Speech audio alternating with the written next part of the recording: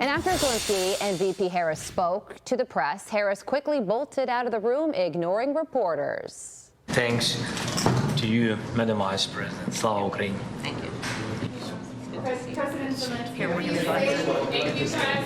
can you comment on Eric Adams, Vice President? Can you say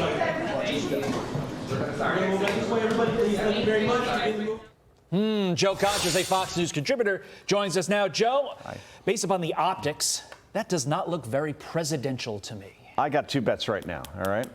Carly's son, Brock, a year and a half, will be the starting quarterback at Princeton. No question. I know he's only 1.5. Oh, not But tight he's got a end. name. He's got a name like Brock. You become a quarterback. tight end. He'll date a girl named Scarlett, Whoa. and things will go very well. Okay. My second bet: Kamala Harris will never ever hold a press conference or take questions from somebody she doesn't know is a staunch supporter of hers. You'll see the Giants in the playoffs, Todd, before you see Kamala Harris give a press conference, because we saw in that interview on MSNBC, that foot massage of an interview, she's asked, how are you going to bring down costs? Well, I grew up in a middle-class family. Okay, I think we know that part by now.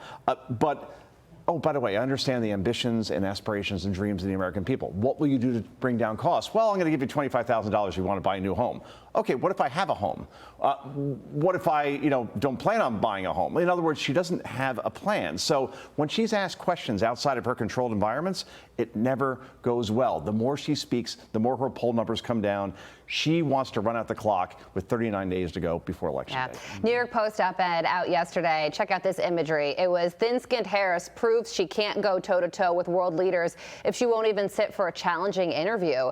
And what about that? I mean, imagine her sitting down with Xi Jinping or in the Situation Room making these really difficult decisions when she has very little foreign policy experience and won't even take tough questions from reporters here in her own country. That's the big question, right? Can she sit down with a world leader like Xi Jinping, like Putin, like anybody who basically isn't giving her the questions, or at least her handlers aren't controlling the environment? Once again, the New York Times is also very critical of her as well, and that will get the White House's attention because they haven't endorsed a presidential candidate on the Republican side since 1956. Questions like, what did you know about Joe Biden's mental decline, and when did you know it?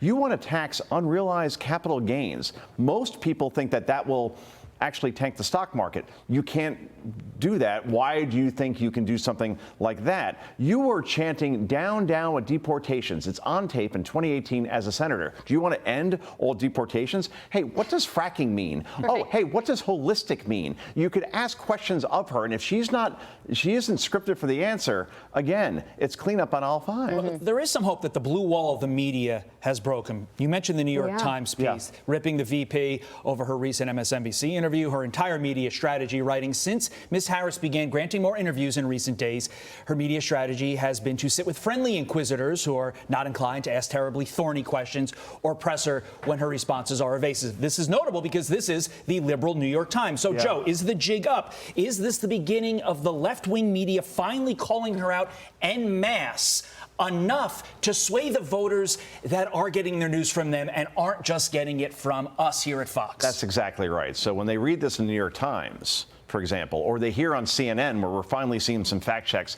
of what Kamala Harris is saying, and even on MSNBC, Stephanie Ruhle said she didn't answer the questions, that begins to penetrate.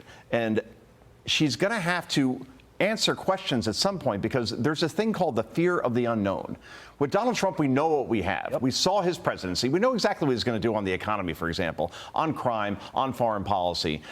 With Kamala Harris, we don't know. When you don't know, you can't vote for what you don't know. So she has to define herself. And my favorite response during the Stephanie Ruhle interview was when she was asked how she's going to raise the corporate tax rate without companies going to other countries. She's like, oh, I talk to CEOs. They think that they should be paying more taxes. That's not Maybe those CEOs. I don't think that's true. Fine. Joe, thank you so much for joining us. Fox and Friends starts right now. I'm Steve Ducey. I'm Brian Kilmeade. And I'm Ainsley Earhart. And click here to subscribe to the Fox News YouTube page to catch our hottest interviews and most compelling analysis.